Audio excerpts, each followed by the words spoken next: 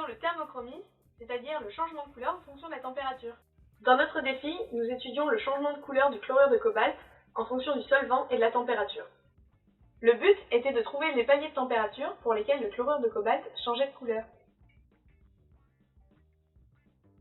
Toutes vos questions portent beaucoup sur pourquoi la couleur chez le chlorure de cobalt. Tout d'abord, il faut savoir que c'est un ion complexe qui est composé d'un métal, le cobalt, qui est donc chargé positivement et qui a besoin d'électrons, et donc qui aime les électrons, donc électrophile, qui va lui être donné par le Cl- qui est son ligand, et donc chargé négativement, et qui lui est nucléophile. Comme il a trop d'électrons, il peut en donner, et grâce à des liaisons covalentes de coordination. Les ions complexes présentent différents types d'interactions, les attractions électrostatiques qui se caractérisent par cette formule, et aussi la répulsion.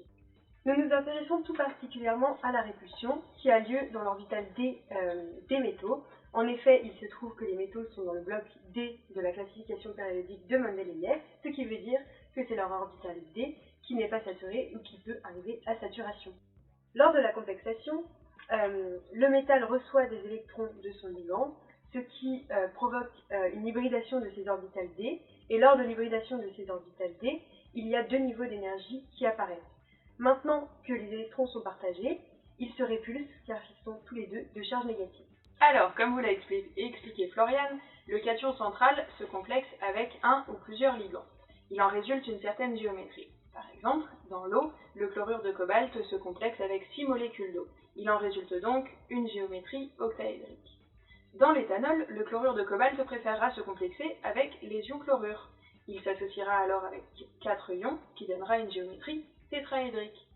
Suivant la géométrie, le motif d'énergie créé par l'hybridation n'est pas le même. Par exemple ici, dans le modèle octaédrique, vous voyez 2 niveaux supérieurs d'énergie et 3 niveaux inférieurs.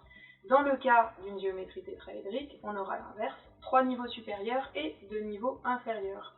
On appelle delta le différentiel d'énergie entre ces deux niveaux ainsi créés. Vous venez de le voir, delta est un différentiel d'énergie entre deux niveaux. Ces niveaux sont obtenus lors de l'hybridation, donc lors du recouvrement des orbitales. La valeur de delta dépend de la manière dont se fait le recouvrement, donc de la nature du ligand. Selon la manière dont les deux orbitales se recouvrent, delta est plus ou moins grand, donc plus ou moins stable. Plus delta est grand, plus le recouvrement est grand, plus la liaison avec le ligand est forte. A l'inverse, plus delta est petit, plus le recouvrement est petit, et plus la liaison avec le ligand est faible. Plus delta est grand, plus l'énergie du photon absorbé est grande. On le sait tous, delta est égal à h nu, nu représentant la fréquence et h la constante de Planck, et nu est égal à la célérité c sur la longueur d'onde. On a donc delta égale hc sur lambda.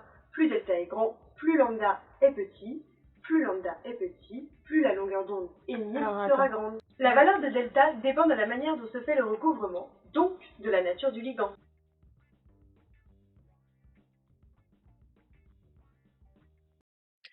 Maintenant que vous avez compris ce qui détermine la couleur de certaines espèces chimiques, revenons sur le TP que vous avez réalisé. Lors de ce TP, vous avez eu l'occasion de tester 3 propriétés chromiques du chlorure de cobalt, c'est-à-dire 3 facteurs modifiant sa couleur. Le solvant dans lequel il est en solution pour le solvatochromisme, la température pour le thermochromisme et enfin le degré d'humidité pour l'humidochromisme. Pour tester ces différents facteurs, le TP était composé de 2 types de manipulations.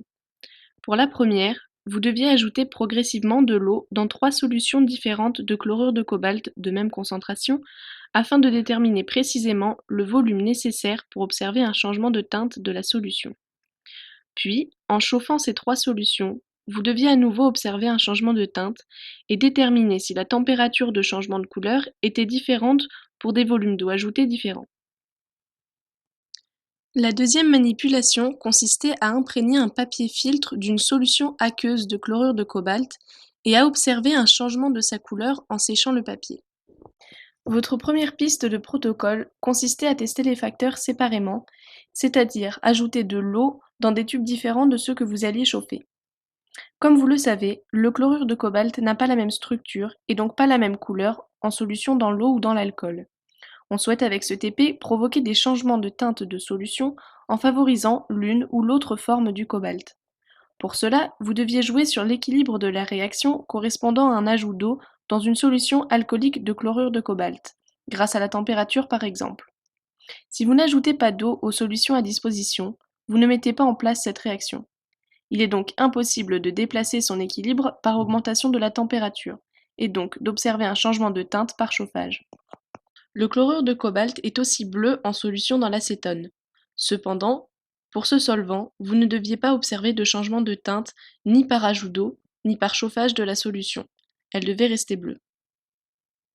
Le chlorure de cobalt en solution dans un mélange d'éthanol et d'acétone est bleu.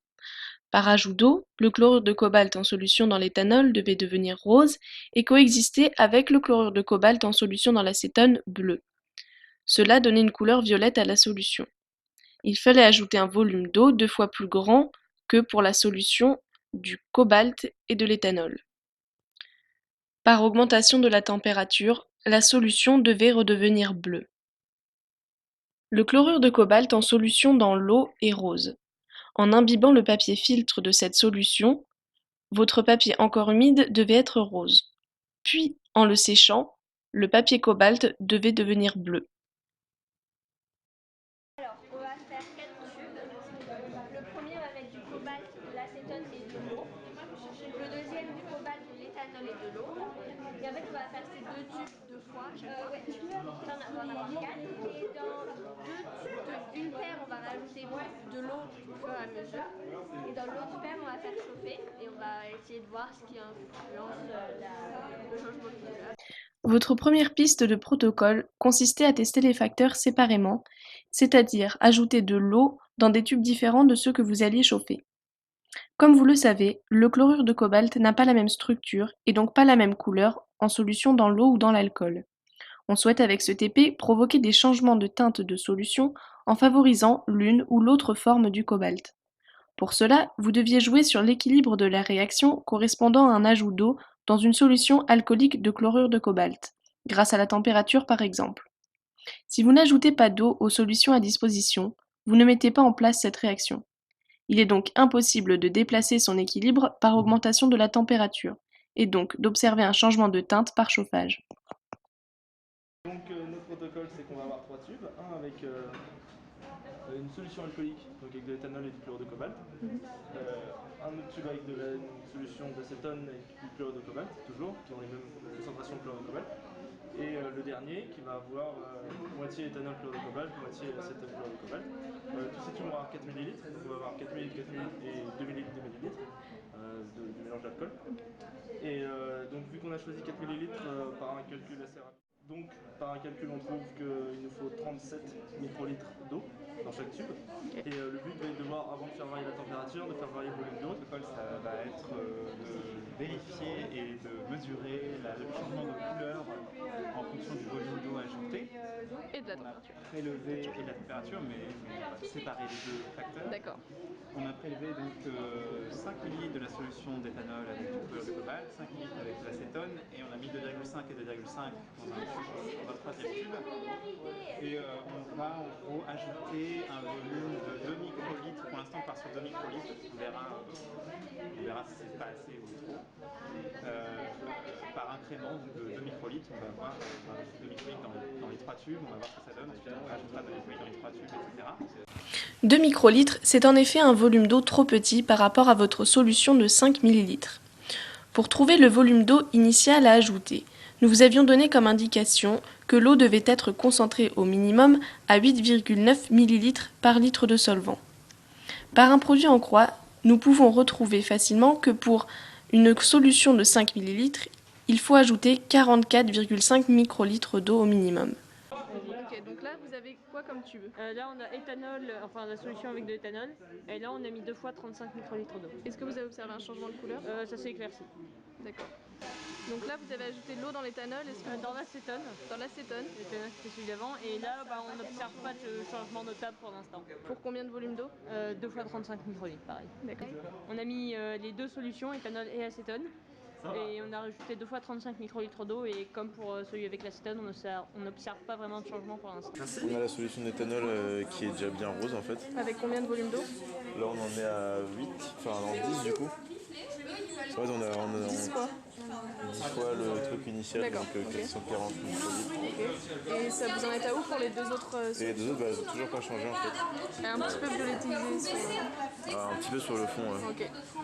Enfin, combien vous avez mis d'eau? Oui, j'ai déjà parlé avec elle. Donc là, On change. Non, mais on juste a combien mis, vous avez d'eau? on a mis 22 fois 44,4 microlitres, D'accord. ce qui correspond à 444,4 microlitres plus 88,8 microlitres. Et donc les solutions acétone, eau et cobalt Donc là, et on éthane. a l'acétone, là on a l'éthanol, et là on a l'acétone plus éthanol.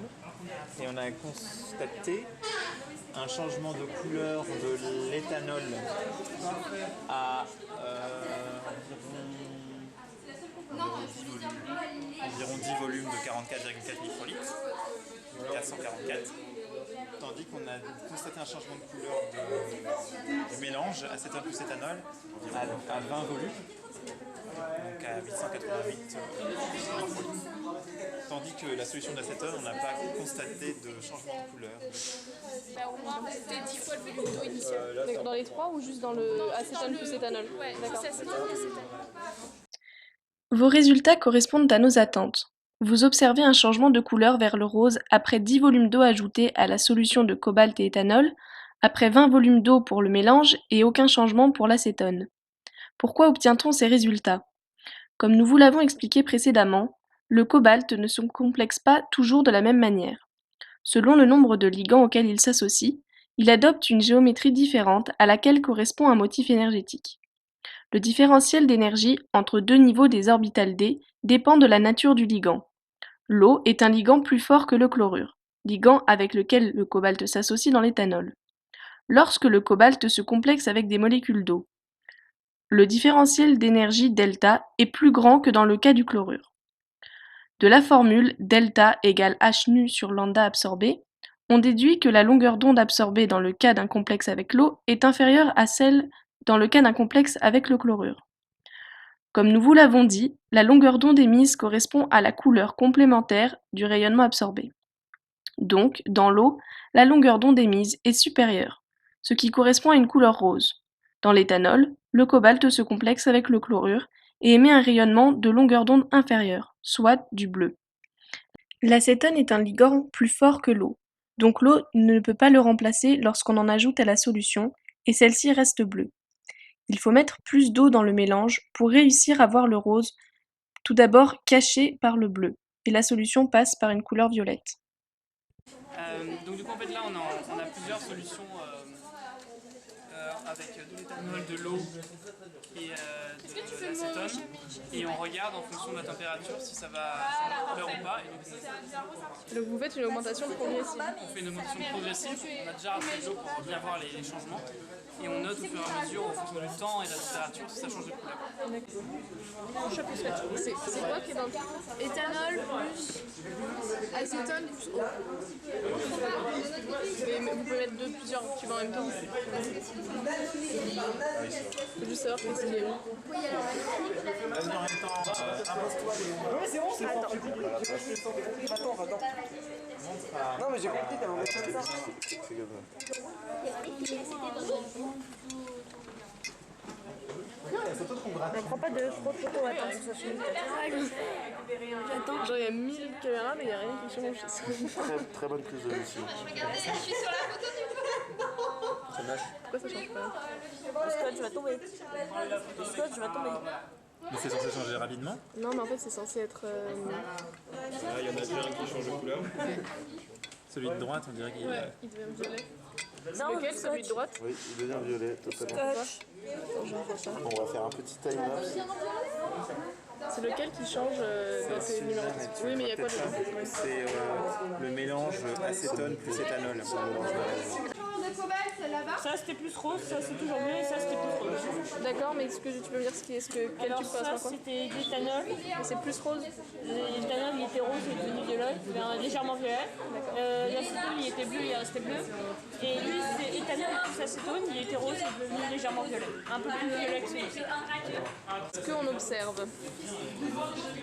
Qu'est-ce que c'est à gauche, au milieu?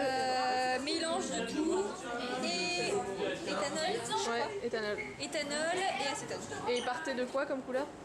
Rose très clair, bleu au-dessus, rose en dessous et à peu près comme ça. Ok. C'est quoi sur le palier de température? Enfin, c'était quoi le palier de température de changement de couleur? Alors celui-là, il a vraiment changé à 40. Et l'autre? Lui, il a commencé avant, mais genre vers 35. D'accord. Mais genre, ce que c'était progressif, vu que c'était un mélange. D'accord. Vous avez bien observé un changement de couleur vers une teinte plus bleue après chauffage. Pourquoi obtient-on ces résultats? En ajoutant de l'eau aux solutions alcooliques de chlorure de cobalt, vous avez déclenché une réaction qui est déterminée par cette équation équilibrée. On voit bien que le cobalt du chlorure de cobalt initialement bleu se complexe avec l'eau et devient rose. Cette réaction est exothermique, c'est-à-dire qu'elle dégage de la chaleur dans le sens gauche-droite. Mais elle conduit à une diminution du nombre d'espèces indépendantes, 7 à gauche contre 5 à droite, et donc à une diminution de l'entropie. La réaction dans le sens droite-gauche est endothermique, elle absorbe de la chaleur. Elle est donc favorisée à une haute température, puisqu'elle conduit à une augmentation de l'entropie. C'est pourquoi, en chauffant les solutions, on favorise le sens droite-gauche et les solutions reprennent leur couleur bleue initiale. Étant donné la difficulté à déterminer précisément la température de changement de couleur, même avec un chauffage progressif grâce aux plaques de cuisson, nous ne pouvons pas tirer de conclusion quant à une éventuelle différence entre le palier de température de la solution d'éthanol et celle du mélange acétone-éthanol. Attends.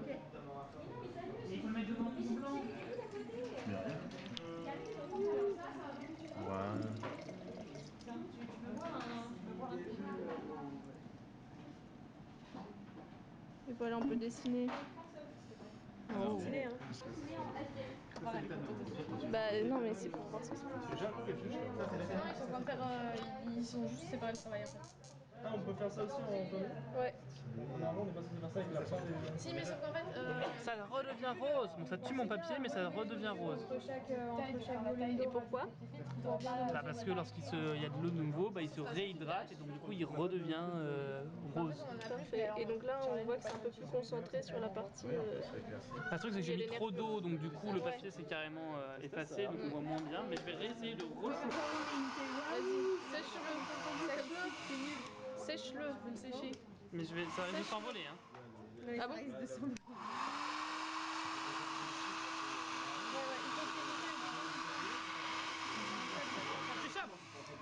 Et voilà, tu vois, je t'avais...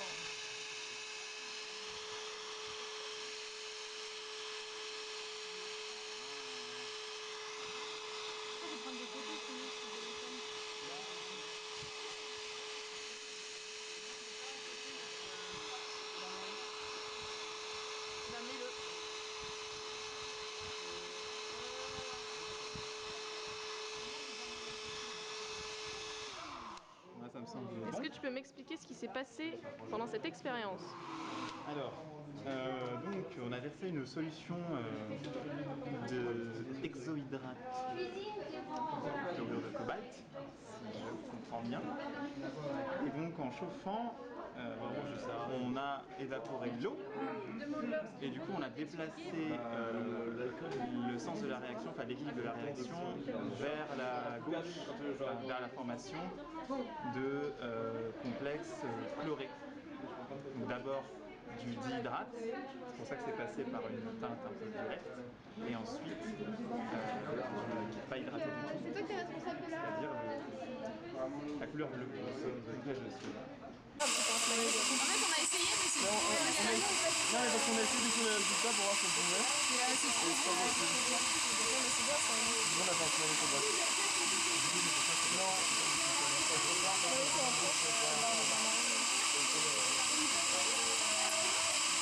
Oh, il est beau. Oh, ça. Oh, ça, il est pas excessif.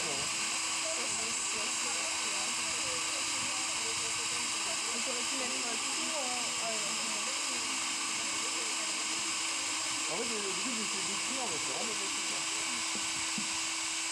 Ouais, c'est très beau. Impressionnant. Voilà, smiley cobalt. Et voilà, mon smiley cobalt.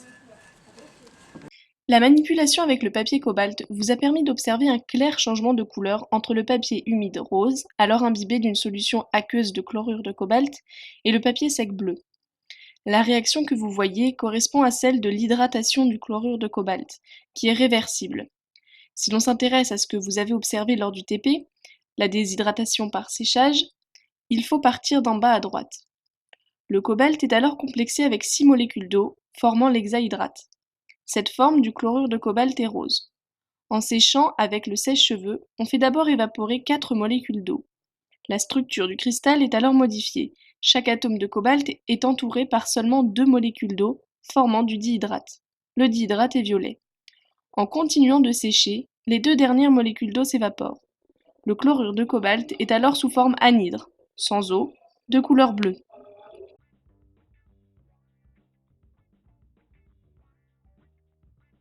Le chlorure de cobalt est-il utilisé biologiquement? Alors non, le chlorure de cobalt n'est pas utilisé naturellement par les organismes. Par contre, il est utile en biologie. Il a par exemple été utilisé pour tuer les cellules cancéreuses. La pression peut être un facteur de changement de couleur? Non Aurélien, d'après nos recherches, le chlorure de cobalt ne change pas de couleur en fonction d'un changement de pression. Lorsque le chlorure de cobalt est sous cette forme, d'où viennent les 2 charges positives rendant la solution électriquement neutre? Lors de la préparation du TP, on a dissous une poudre COCl2 solide et électriquement neutre dans de l'éthanol, ce qui nous a donné un ion CO2+, et 2 ions Cl-, qui rend la solution toujours globalement neutre. Dans l'éthanol, un ion CO2+, se complexe avec 4 ions Cl-. On a donc 2 charges plus et 4 charges moins, ce qui donne au complexe COCl4 une charge globale de 2-. Mais en se complexant, le CO2+, pique 2 Cl- à un autre CO2+. Celui-ci se retrouve donc seul et apporte ces 2 charges plus à la solution, qui est alors électriquement neutre. L'humidochromisme est-il un cas particulier du solvatochromisme? Tout d'abord, petit point linguistique. Le terme humidochromisme n'existe pas en français. C'est un néologisme du terme humidochromism, en anglais, qui signifie changement de couleur en fonction de l'humidité. Deuxième point, il faut distinguer le solvatochromisme de l'humidochromisme. Le solvatochromisme, c'est le changement de couleur d'une espèce chimique quand on la change de solvant. Quand on la met dans l'éthanol, dans l'eau, dans le méthanol, dans l'acétone, elle n'a pas la même couleur. L'humidochromisme, c'est quand on change la couleur d'une espèce chimique en lui mettant différentes quantités d'eau, différentes humidités. C'est pour ça que dans notre TP, on a fait évaporer l'eau avec un sèche-cheveux. On a enlevé des molécules d'eau, ce qui a changé l'humidité et ce qui a donc changé la couleur. Il n'y a pas eu de changement de solvant. C'est pour ça que l'humidochromisme n'est pas un cas particulier du solvatochromisme. Existe-t-il des applications à ce changement de couleur? Oui, il existe une application à ce changement de couleur. C'est juste un thermomètre qui est plus joli qu'utile ou précis.